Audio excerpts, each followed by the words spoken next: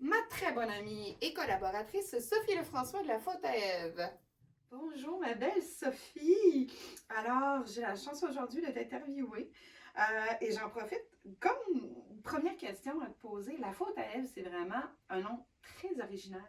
D'où t'es venue cette idée-là? Coucou Marie-Ève, j'ai l'impression d'être interviewée par la femme du Père Noël, t'es parfaite, on est vraiment dans l'esprit.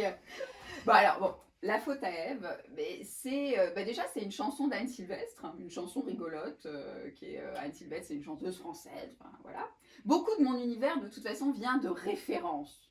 C'est en général, voilà, j'aime quand les choses m'évoquent autre chose. Et la faute à Ève, c'est vraiment Ève, l'original, le péché originel, celle à cause de qui tout est arrivé. Et puis c'est vraiment une référence à cette féminité éternelle et en même temps un peu interdite. Donc il y a vraiment, voilà, ça symbolise vraiment cette Ève qui voulait goûter aux fruits de la connaissance et qui en a été punie. Donc, mais en même temps, là, c'est justement pour dire que là, on ne sera pas puni, qu'on revendique cette faute et que justement, on revendique une connaissance de soi, et même, pourquoi pas, carrément réussir à se regarder de la manière dont on le souhaite. Donc voilà, donc voilà, c'est la faute à Ève et c'est tant mieux. Et voilà. Donc, si, parce qu'on a la chance de travailler bien sûr ensemble, alors on offre bien sûr des sessions photos qui nous permettent vraiment d'explorer notre féminité.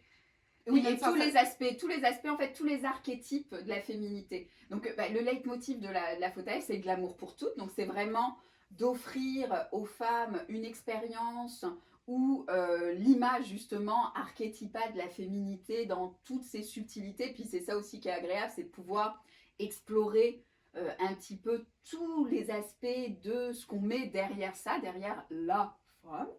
Et donc d'offrir une expérience clé en main. C'est-à-dire qu'il y a la coiffure, le maquillage et des fées formidables qui font ça. Puis moi, je suis esthéticienne également, donc j'ai la formation, donc c'est aussi, ça permet de toucher à tout. Et en même temps, on prête également les tenues, les accessoires, parce que je suis une grande passionnée de vintage et voilà, c'est quelque chose qui me suit depuis toujours. Le seconde main, en tout cas. C'est ça, hein, cette passion-là, tu l'as eue depuis un jeune âge. Si Ah ben, je pense que de toute façon, l'obsession de c'est quoi être une femme, c'est quoi la féminité, ça a toujours été quelque chose de très très présent. Puis moi, j'ai fait du théâtre. Donc, c'est sûr que l'art du costume, l'art de la scène, c'est quelque chose, ça a été ma première passion, le théâtre. Et la féminité, je l'ai découvert à travers aussi mes tantes. J'ai une tante qui est, et puis ma mère. Mais j'ai la chance d'avoir une famille où les femmes sont quand même, je ne sais pas si c'est une chance, mais en tout cas la réalité c'est que c'est des femmes qui surperforment la féminité. Et j'avais une tante antiquaire. J'ai d'ailleurs des robes qui me viennent, une robe qui fait un peu Paco Rabanne, qui date des années fin 60, début 70, complètement inspirée de Paco Rabanne et d'époque, qui était à ma tante. Donc voilà, donc non seulement la chance d'avoir des femmes qui aimaient, qui étaient coquettes et qui avaient des belles choses et qui en plus les ont conservées et les ont données. Donc en plus la chance d'une transmission. Puis c'est ça aussi la faute, c'est que la transmission de toutes ces astuces, de toutes ces choses, souvent nous fait croire que c'est quelque chose qui est difficile à avoir, ou où tu l'as ou tu ne l'as pas. C'est beaucoup d'astuces, c'est beaucoup de savoir-faire, et toute femme peut se voir telle qu'elle se rêve dans un archétype. Okay. Après, l'idée, et on en parlera par la suite, c'est justement peut-être de sortir de ça. Oui, effectivement, de sortir de ces archétypes-là. Est-ce que tu peux nous décrire un petit peu c'est quoi une session photo avec la faute à Ève? Alors déjà, c'est simple, il faut qu'elle choisisse. En général, on propose des thèmes, mais on est très ouverte à modifier les choses pour vraiment proposer la chose la plus adaptée à l'envie de la personne qu'on a en face de nous. Et une fois qu'elle a choisi son thème, elle va venir, et puis ça va être vraiment le zéro prise en charge émotionnelle pour elle. On s'en occupe, on revalide toujours avec elle comment elle se sent dans ce qu'on va lui proposer. Et l'idée, ça va être de la promener dans, si elle veut quelque chose de glamour hollywoodien, Ouais. on va lui proposer des coiffures qui font glamour hollywoodienne, un maquillage qui va être dans cette idée-là, tout en vérifiant à chaque fois si ça va, si la transformation n'est pas trop radicale. Et ensuite, moi, je vais lui montrer des tenues. Elle va essayer les tenues qui lui plaisent le plus. Et ensuite, on va aller s'amuser à réveiller la star, la diva en elle, ou d'évoquer un conte. Enfin voilà, selon le... Parce qu'on va essayer vraiment de chercher aussi l'émotion et le... Parce que le but, voilà, le but, c'est pas la photo, oui, c'est très sympathique. Mais le but, c'est vraiment l'expérience de se regarder d'une manière différente, de faire un pas de côté et de vouloir sortir des choses où on se dit, moi, je suis comme ci, moi, je suis comme ça. Non, t'es comme t'as envie d'être et tu peux t'amuser. Donc, on joue avec le glamour, puis avec des aspects de la féminité très... mais en même temps, on réveille aussi l'enfant en nous, puis il y a tout un aspect de jeu et de ludicité, puis c'est où on fait ça vraiment, on s'amuse. Il y a aussi, voilà, c'est pas si superficiel que ça, mais on est quand même dans beaucoup de légèreté. Absolument. Puis, dans les thématiques qu'on a eu la chance de couvrir, oui, on touche au glamour, on touche un peu comme mon style à moi, la pin-up, mais quelles sont les autres thématiques que tu proposes, mais aussi qui t'interpellent beaucoup? Alors, dans ce qu'on propose, on a 1920, on a aussi, on peut aller, en fait, on va du début du siècle jusqu'à les années 70. C'est vrai qu'on n'a pas encore fait 80 parce que c'est moins ce qui me touche, mais en même temps, pourquoi pas. Mais on va aussi au niveau des bad girls, on va aussi dans le côté plus onirique, un peu féerique, on va aussi dans le côté gothique, parfois même un peu punk. Donc, et puis moi, en fait, ce qui me touche le plus et ce que j'aime le plus, c'est la rencontre. Moi, ce que j'aime, c'est vraiment rencontrer la personne que j'ai en face de moi. Et si ce qu'elle a besoin, c'est d'être dirigée dans un archétype, il n'y a aucun souci. Mais quand la personne m'emmène aussi dans son univers et quand c'est quelque chose où vraiment... je pense que c'est ça en général qui me plaît le plus. C'est quand il y a une demande spécifique et qu'on va chercher et qu'on va faire en sorte d'aller, que la personne puisse s'amuser avec son image et puisse vraiment sortir de je suis de telle manière, je suis pas à l'aise, je n'ose pas, pour se dire non, j'y vais, j'ose. Et voilà, en fait, je pense que ce qui me plaît le plus, c'est ça. Donc, peu importe les thématiques, je les aime toutes. Mais c'est sûr que d'évoquer et d'aller dans des esthétiques fortes et quelque chose que je m'éclate beaucoup. Là, on a fait quelque chose du genre, mais qui êtes-vous Polymagou dernièrement avec Cindy pour le Coco Plum Club. Et c'est clair que quand c'est des esthétiques très marquées, très marquantes comme ça et que je peux évoquer des choses culturelles qui sont... c'est Carl Jung qui disait qu'en fait, tous les artistes, il y a une sorte d'inconscient collectif pour l'humain. Enfin, pas que les artistes d'ailleurs, parce que tout humain, on a un inconscient collectif au niveau des formes, au niveau de tout ça. Et quand... J'aime la résonance. J'ai un côté un petit peu... je suis un peu faussaire dans l'âme aussi. J'aime bien parfois quand j'arrive à reproduire quelque chose qui ressemble vraiment à, comme quand on s'amuse à faire comme des catalogues ou comme, je suis aussi dans ce on fait comme si. Parce que on constate aussi que la femme, oui, on parlait des archétypes de la femme ou on s'attend à ce qu'une femme ait de l'attitude ou quoi que ce soit. Et puis, à travers tous ces projets-là, les clientes que je côtoie à la faute à Ève, quels sont, d'après toi, on parle de 2021, quels sont les challenges de la femme, les défis que la femme a là? Mais je pense que c'est pas forcément, en fait, justement, c'est peut-être pas forcément le challenge pour les femmes, je pense que c'est le challenge pour les humains. C'est justement de se sortir des carcans qu'on se met chacun au niveau de... et je pense qu'avec la faute, il y a cette chose de rendre accessible certains codes. Mais ce qui est très intéressant, c'est justement de pouvoir en sortir, de pouvoir s'amuser différemment et à ce moment-là, de décider... comment j'ai envie de me voir? Comment j'ai envie de vraiment d'apprendre déjà. Donc, déjà, on apprend à se regarder de manière positive et de manière acceptante et de manière... Mais après, moi, ce que j'aime vraiment le plus, c'est le côté « vous êtes inimitable ». Vous ne ressemblez à personne d'autre et c'est une chance. Et c'est la chose la plus importante qui serait à revendiquer. Donc je pense que voilà, il y a vraiment, et c'est, je pense autant pour les hommes que pour les Oui. femmes, mais c'est sûr que moi là, c'est mon univers, la féminité, puis c'est ce que c'est ce dans quoi j'aime me promener. Mais c'est vraiment, oui, d'accepter d'être totalement unique et d'arrêter de se dire j'ai envie de ressembler à telle ou telle chose, même si c'est rigolo de s'amuser avec ça. Mais je pense que c'est vraiment un but humain assez sympa que d'arriver à se regarder réellement, à se connaître Mhm. et ensuite, pourquoi pas, à s'accepter, à se célébrer.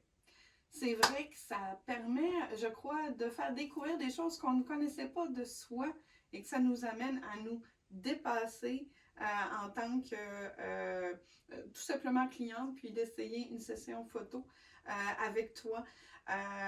On parle de la femme, mais est-ce que ça arrive des fois que des clientes prennent des photos avec des hommes? Prends-tu des hommes aussi en photo? Alors, il m'arrive de faire, j'ai des hommes qui aiment bien être habillés en femme, donc les Adams peuvent faire de très belles Èves, donc ça, il n'y a pas de souci. Oui. Mais également, oui, j'aime beaucoup tout ce qui va être boudoir de couple. Donc ça, c'est quelque chose. Puis même reproduire, pendant une période, je faisais ça aussi, reproduire les petites cartes postales des années 20 qui sont recolorisées avec les baisers, les choses un peu comme ça, très... Très coquin. Oui, mais en même temps très cute, parce Cute, que ouais, voilà, mais très artificiel au niveau des poses, parce qu'on est vraiment dans quelque chose. Puis de toute façon, j'aime les choses très posées. Hein. Je suis pas une photographe de toute façon, je suis pas. Enfin voilà, c'est pas mon point la photo. Moi, ce que j'aime, c'est vraiment la mise en scène. Donc je fais pas de reportage, je fais pas de voilà, on n'est pas dans ce type de naturel là. On est dans une recherche d'émotion ou d'expression d'un archétype esthétique. OK. Et oui, donc les hommes. Les hommes. Donc les hommes en accessoires, avec les F peuvent venir avec les hommes. C'est vrai que l'univers masculin est quelque chose qui m'intéresse, mais je serais passionnée de voir des hommes photographes explorer l'univers masculin. J'adorerais, parce que c'est vrai que j'ai eu des envies de boudoir masculin, mais en fait, c'est un autre regard quand on n'est pas du. Voilà. Donc, mais il y a plein de choses à faire. Il y a plein de défis possibles pour nous d'explorer justement le côté justement pour les hommes, de même sortir leur sensualité. Et ils sont sensuels aussi, il ne faut pas l'oublier. Et aussi la femme, elle a le goût aussi à la masculinité. Oui, de changer des formes de masculinité. C'est vrai que j'aime beaucoup. Moi, c'est vrai que j'ai un côté très queer dans ma. Voilà, je suis. Donc j'aime le jeu du genre, j'aime renverser les codes, j'aime justement qu'il y ait des petits twists. Quand on fait du masculin-féminin au niveau esthétique, je trouve ça toujours très intéressant. Puis ça fait ressortir. Mais c'est vrai que souvent, malheureusement, les hommes ont moins de... Les femmes jouent facilement avec leur masculinité et s'amusent facilement à justement... et il y a un côté très empowerment pour les femmes de faire ça. Pour les hommes, malheureusement, c'est pas encore le cas. Donc j'attends les nouvelles générations ou les hommes qui vont se dire qu'ils ont envie de s'amuser avec une part de féminité. Puis c'est vrai qu'automatiquement, l'érotisme, la séduction, dans les images qu'on a... Enfin, c'est vraiment... On a réinventé beaucoup de choses. Voilà. Je pense qu'on a à réinventer parce que c'est vrai. Dans les archétypes de la séduction masculine, j'ai peut-être pas envie de photographier des torses luisants. Voilà, c'est peut-être pas mon univers visuel. Par contre, des Pères Noël coquins avec des formes un peu pin-up, mais où ce serait pas justement pour se moquer ou pour voilà. Non, jamais dans la moquerie, jamais dans la moquerie. Non, après on peut rire. Oui, on peut rire, c'est mais sûr. Que ce soit dans. Mais est-ce qu'on pourrait justement que ce soit sans une perte de virilité? Voilà, je pense que la masculinité, il y a ce truc de une femme perd pas sa féminité en jouant avec la masculinité. Et j'ai l'impression, je peux complètement me tromper, mais j'ai une petite impression que c'est plus compliqué pour un homme de s'amuser avec sa féminité sans perdre de masculinité. Enfin voilà, c'est des archétypes qui... Mais pour une femme, ça peut faire ressortir ta féminité quand tu t'amuses.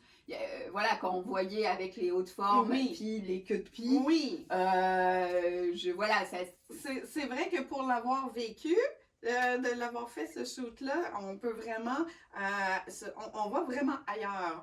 On a une gestuelle qui est différente. dans tes projets qui s'en viennent, parce que oui, tu as des partenariats avec certaines personnes, comme le Machin Club. Qu'est-ce que tu aimes de ces échanges-là, de ces Alors, donc, collaborations-là? il y a le Machin Club, il y a les Sketchers de Québec, Oui, les avec sketchers. Max Tache, qui est vraiment une collaboration de long terme, puis qui est vraiment agréable aussi, parce que c'est des artistes, tu sais. En fait, je pense que ce que j'aime dans les collaborations, il y a avec toi aussi pour ton événement, voilà, les belles d'antan, donc ça c'est... Puis le Coco Plum Club également, donc... Alors, il y en a où c'est vraiment, donc le Machin Club, c'est grâce à Pammy Poppins, donc c'est une artiste qui en général travaille avec des enfants. Moi, c'est pas du tout mon univers, mais c'est très drôle pour moi justement d'un peu aller dans cet univers-là et de m'amuser avec eux parce qu'on s'amuse justement à se voir différemment, à rentrer dans la peau de personnage. Donc là, je retrouve un peu le théâtre oui, effectivement. Et ce côté-là. Puis pour elle, c'était au départ un travail sur ces personnages qui l'ont inspirée dans qui elle est actuellement en tant qu'artiste. Donc ça, c'était vraiment très plaisant. Max Tache, c'est le plaisir de voir des artistes réutiliser des images pour les mettre à leur sauce. Donc les sketchers de Québec, ça c'est vraiment quelque chose qui est très plaisant. Puis je pense que ce que j'aime, c'est aussi pouvoir participer au rayonnement de quelqu'un, pouvoir participer... rien qu'à me réjouir d'être dans, voilà, quand je suis à ton événement, c'est génial, voilà, de rencontrer plein de passionnés. Et puis je pense que l'union fait la force. Là par exemple avec le Coco Plum Club, on est en train de penser avec d'autres vendeuses de vintage, de pourquoi pas réfléchir à des collectifs pour faire des marchés vintage à Québec parce qu'il n'y en a pas beaucoup. Effectivement. Et que voilà, le rétro, la reproduction, il y en a, mais de vraiment la réutilisation des choses. Moi, je suis, voilà, c'est quelque chose, pour moi, c'est important. J'allais justement te poser la question parce que tu parles du vintage, des vêtements. Pour toi, oui, effectivement, comme tu viens de dire, c'est très important de donner une seconde vie à ces vêtements-là. Puis il y a tellement de belles trouvailles. Dans tes recherches, est-ce qu'il y a des choses particulières que tu t'es pointilleuse dans... tu le sais à quel point je suis une obsessionnelle pour les chapeaux. Il faut bien ranger mes chapeaux quand on se déplace, parce que oui. Mais c'est sûr que c'est l'amour de ce qui est unique, de ce qui est précieux, de ce qui a traversé le temps. Je pense que ce qui m'émeut le plus quand je vois des belles pièces de couturière, des choses comme ça, c'est le travail, la passion qui a été mise dedans. Puis il y a le plaisir aussi je pense que quand j'adore la mode, je suis vraiment, mais j'aime pas les modes.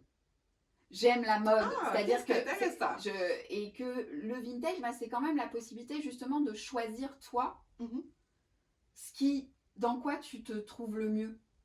T'as une part de... Puis comme j'aime évoquer des choses, puis comme tout mon univers imaginatif est quand même assez lié au cinéma, ou en tout cas voilà, à des choses pas forcément actuelles, et que ça a toujours été le cas. À 13 ans, j'étais folle d'Edith Piaf, et donc du coup, je portais que des robes noires, enfin voilà. Donc, ça a été le look j'aimais, voilà, j'ai toujours eu cette déviance esthétique.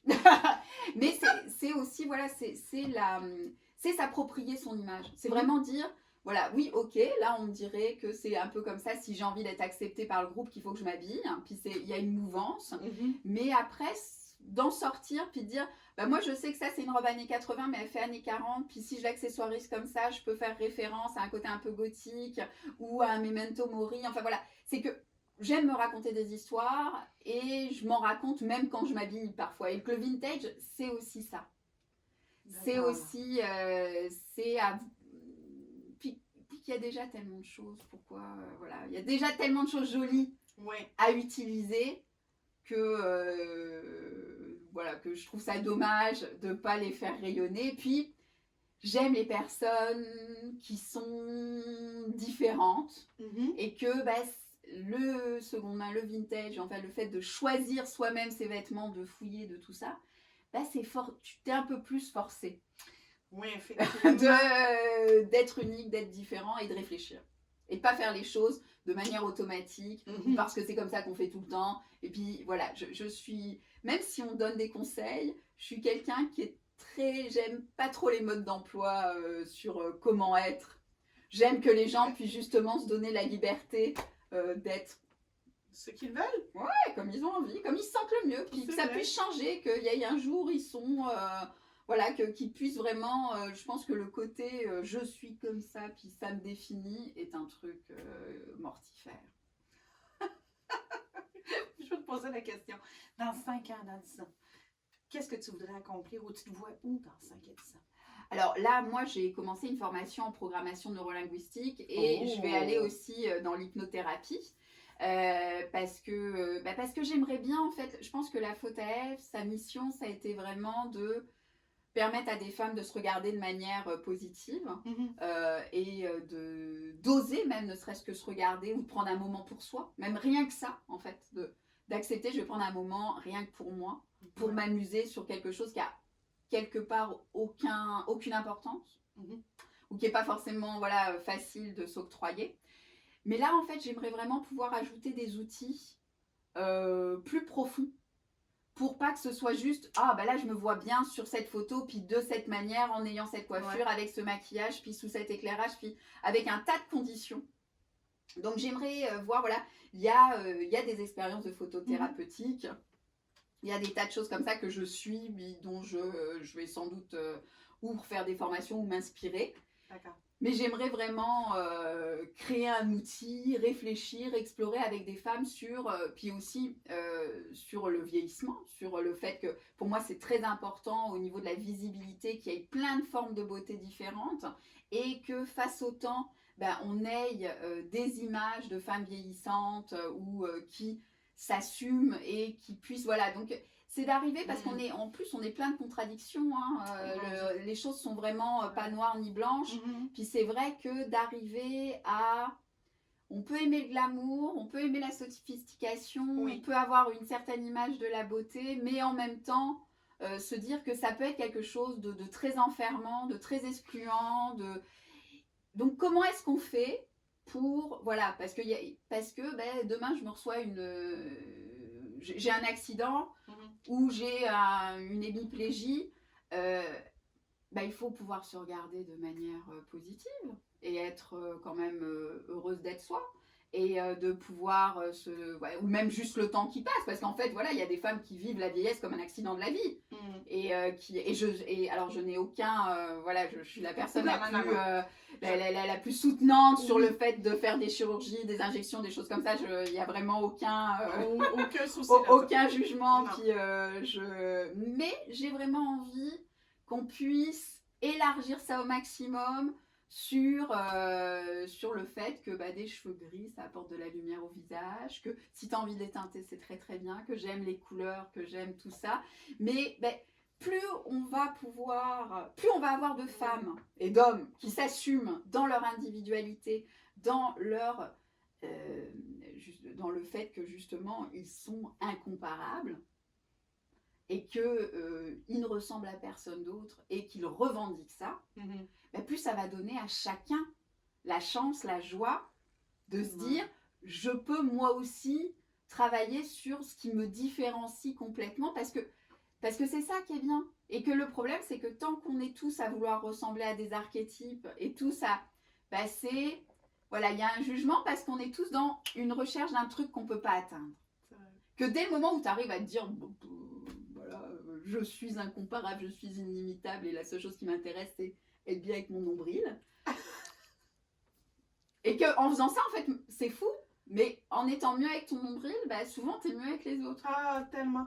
C'est vrai qu'on est mieux quand qu'on assume et puis qu'on s'aime pour ce qu'on est. Oui, et qu'on s'accepte et qu'on se connaît. Oui, parce que rien que ça, en fait, je pense que c'est vraiment d'aller... Donc, d'avoir un... Voilà, donc dans 5-10 ans, j'aimerais avoir un outil qui favorise la connaissance de soi, l'acceptation de soi et le fait de s'aimer...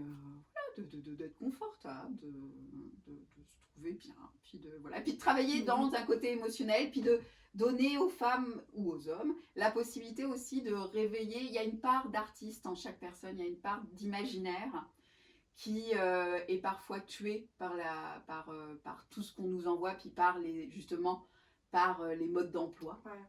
Et ben, de justement, j'aime ça, moi, aller explorer les imaginaires des autres et leur laisser mettre mes skills à leur service pour leur permettre de les voir, de les embrasser, de les faire rayonner. Puis je pense que ce qui est intéressant aussi, c'est que de ce que tu fais, puis avec les techniques aussi, les cours que tu vas suivre, je vois dans les clientes de la faute, clientes et clientes, que des fois on sème une petite chose et que on les voit grandir de ça. Donc, c'est quelque chose de magnifique ce que tu proposes. Je te remercie pour cette belle rencontre, cette belle discussion avec toi, puis plein de beaux projets qui vont s'en venir pour la faute. Oui, oui, ben oui, merci de collaborer avec moi, Dieu, puis merci d'être dans ma vie, tu sais. Bon, malheureusement, on peut pas se... Non, voilà. non, 2 mètres. Alors, encore merci de ta générosité. Ça a été un plaisir de passer en entrevue, ma belle amie. Donc, voilà. Alors, je vous invite à liker la page Facebook de La Faute à Ève et ainsi aussi de vous abonner à sa page Instagram. Alors, si vous êtes intéressé à vous gâter vous, mais aussi à peut-être gâter une amie, alors dans la description, on va vous insérer les liens des médias sociaux de La Faute à Ève pour que vous puissiez la contacter pour prendre un rendez-vous, session photo.